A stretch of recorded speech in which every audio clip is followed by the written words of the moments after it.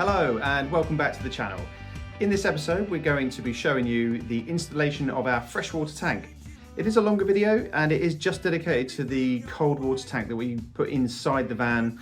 There's just some quite interesting detail which I think a lot of you might appreciate if you're putting your tank in for the first time. And it goes from things like just the size of the pipe fittings to things like the tank sender and all associated other bits and pieces. So without further gesticulation from me, let's get on with it. Today I'm going to put together the tank, get that ready to go in, and how I'm going to do that is on here you can see that there is a 3/4 female thread, and that's what you'd call it in the plumber shop or whatever. So therefore you need a 3/4 male thread to feed into this. And then what that does, this is a reducer. This turns the 3/4 thread to a 15mm compression joint, which you put the olive inside there. You put a piece of pipe inside and an olive and a nut and then crank that up. So I've got this, which is called a street elbow.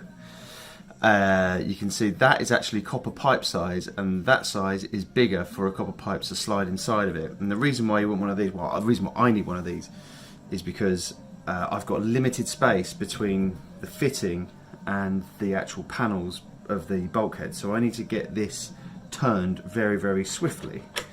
So that's going to go in there like so. And then there's a nut and olive that go on there to compress that and keep it in position. I'll put this all together now and show you the result. I've just got to get all my bits. So this goes in there like we said. We have then a nut and an olive. So this goes inside there. That goes onto there. And then when you put the pipe inside, that olive, as you tighten this up, the olive crushes around the pipe. And to form the seal, you use some jointing compound on the inside knuckle, on this tapered edge of the fitting. You can just see that's tapered in on the inside there. So you essentially put sealant into this section here,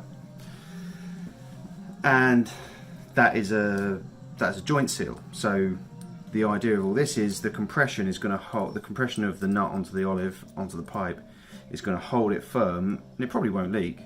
But just in case there are any fissures or any scratches or anything in the actual fittings or on the pipe, you use the jointing compound, and that compounds the seal, and that's that.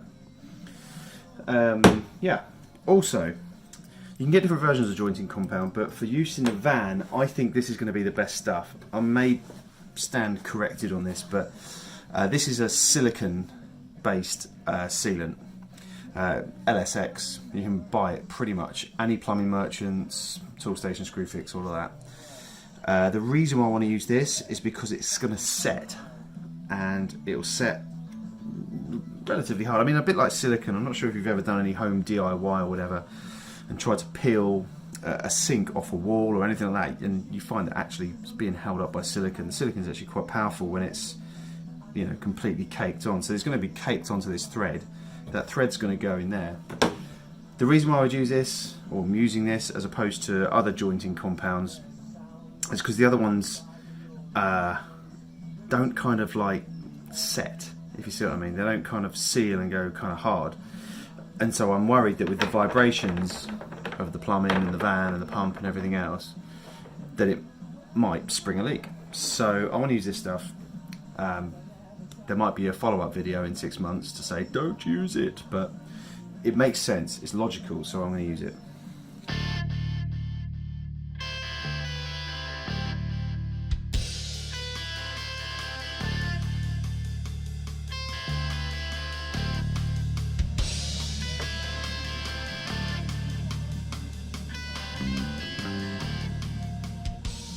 Now this doesn't have to be cranked up to the max because there's nothing for it, there's no give, if you see what I mean.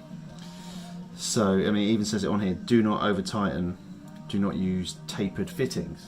So that's now just finger tight. All I'm going to do is just make sure that while the gear's going off, that it's not going to go anywhere. That's it. Alright, now I have everything I need. Just going to run a bit of the LSX around the internal joint. The remaining silicone on the bigger part of this joint seems to have gone off. Well, close enough anyway. Yeah, what I've done is I've just made this up. Just put a piece of extra pipe on there onto the street elbow, and inside there is the olive and nut. So then, just gonna slot that onto there.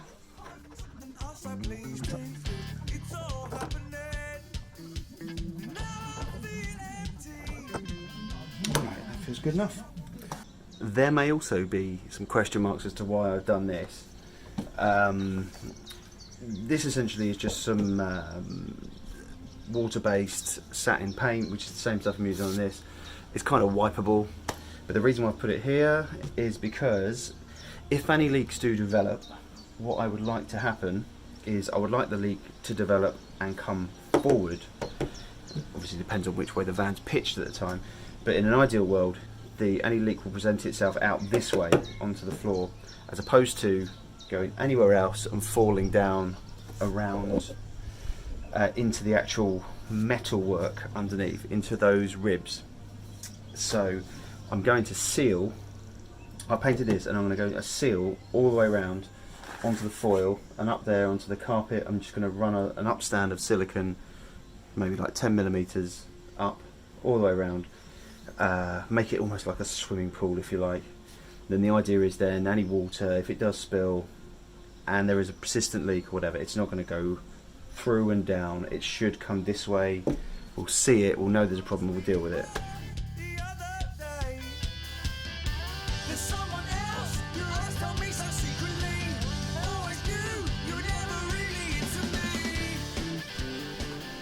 Alright, so that's it. Silicone upstand all the way around. It's just well, actually I started off by saying I'll do it about 10mm, but actually it's more like 20. The messy bugger strikes again. Look at these countertops, just full of absolute.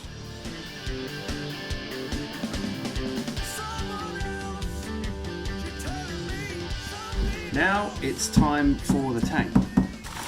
I have a tank sender. It's not called a tank level sensor. So I was searching for the wrong thing for ages and I had no clue about this because there's all different types.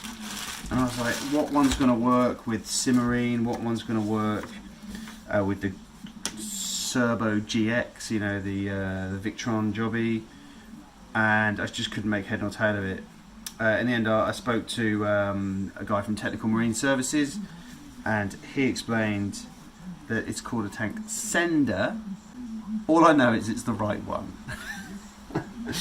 Anyway, so that quite simply is going to drill into there and fix, and by the looks of things it just screws in. So it comes with a gasket. Yeah, I think that's it, although I'm not totally sold on this, to be honest with you. It's a not particularly thick bit of plastic. I'm not entirely sure that will seal, but then again it's not mains pressure, so I'll have a look at this in more detail shortly. But what I may choose to do is use some stainless steel screws through this and actually pump that full of potable sealant, so like LSX.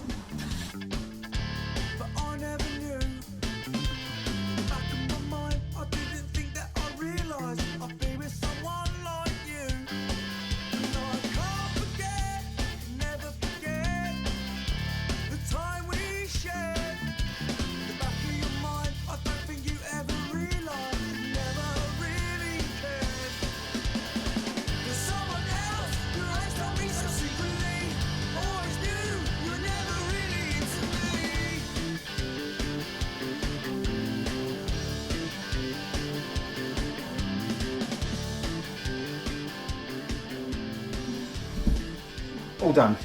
We have the inlet, we have the sender. It's called a sender, not a sensor. Sender. Obviously the access to get in and out, which is already there, and then we've got our vent outlet there. That's all done, tightened up, ready to go. The hose is just going to clamp onto that with a Jubilee clip, and then down the back, which we've already done, we've got the feed coming out the back of there. and that's going to go into the pump and the accumulator, and then it's going to split into hot and cold. Somewhere in there I'm going to fit a double check valve so that none of the water back feeds into this tank. Also there'll be an expansion vessel, and as if by magic, here it is. So this is the expansion vessel. This is purely so that when the hot water starts heating up, the water in the pipes will expand, and it needs somewhere to expand into. So that's what this is for. This is, I mean, looking at the calculations online, this is the right size for a 30 litre hot water tank. This is a 5 litre pressure vessel. So I've got a standard tank filler. On the inside there's enough space to fit a 15mm pipe, and so I'm going to solder a piece of 15mm pipe into there, and then on the other end of that 15mm pipe we're going to put a check valve. So this essentially is a non-return valve, so when the water fills, it can't then go back out again. It just has literally one direction. As you can see, there's a wee arrow on there, tell you which way to point it. And so that means that we can completely fill the tank. Anything extra will just come out and shoot out the top of the vent, which is going to essentially go up into some boxing and then come back out again under the van. So I'll know when the tank's full because I'll hear the water coming out under the van. And then this little bad boy will stop any of the water going back out through, where has it gone? I've got the wrong end. Back out through the hole. So, but this is actually going to sit inside the tank because I don't have a lot of space on the outside here, because this is where the entrance of the van is going to be, like the door's going to be here, so I can't have this all sticking out. So I'm going to put that on the inside, and then on the outside here there'll just be the little filler point. So there we have it. This is the bit that goes onto the tank here, and this is the double check valve. I don't double check, but single check valve is a non-return valve. So I'll blow through this way, you'll hear. Try and blow the other way. Nothing. So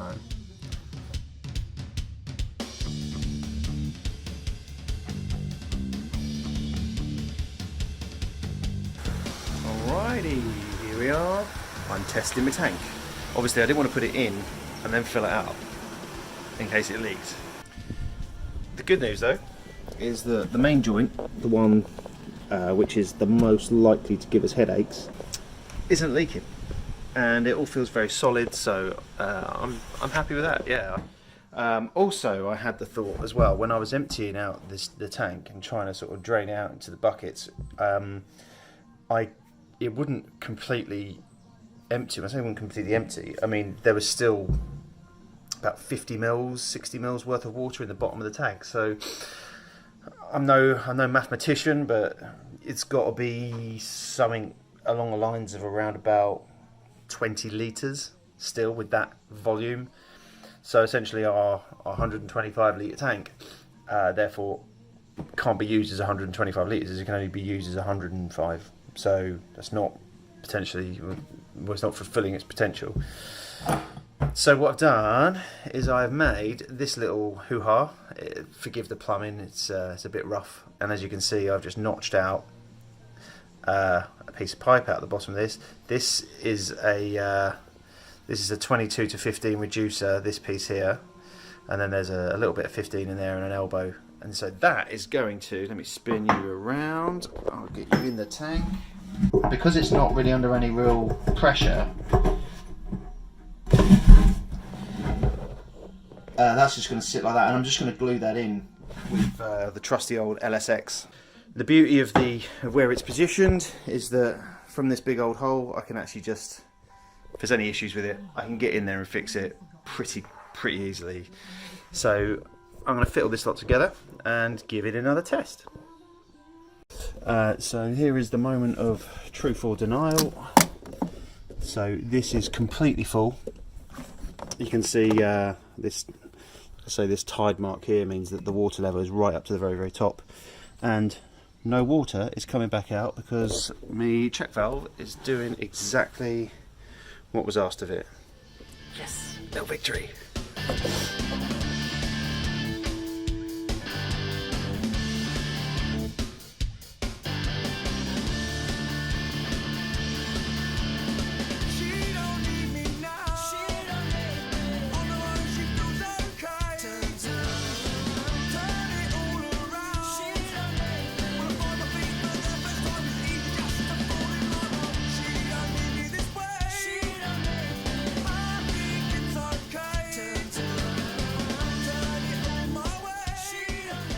what you may have seen from the time lapse, hopefully, and maybe I've got some pictures. Hopefully I took some pictures, I can't even remember.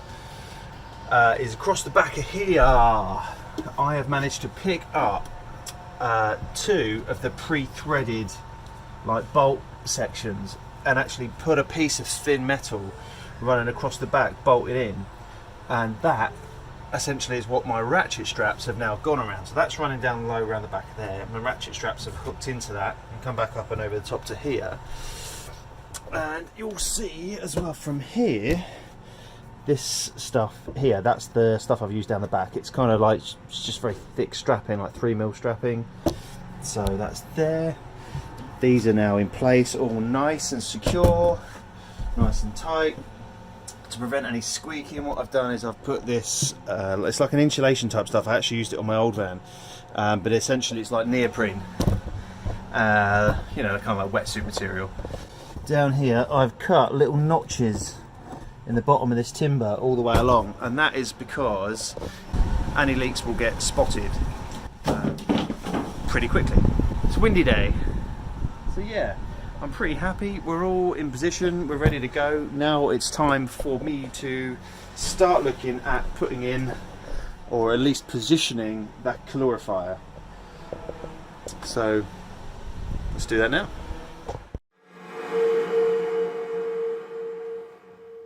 Okay, thanks for watching. Obviously, as always, if there's anything you guys need to know, just drop us a comment and I'll be sure to answer as quickly as possible.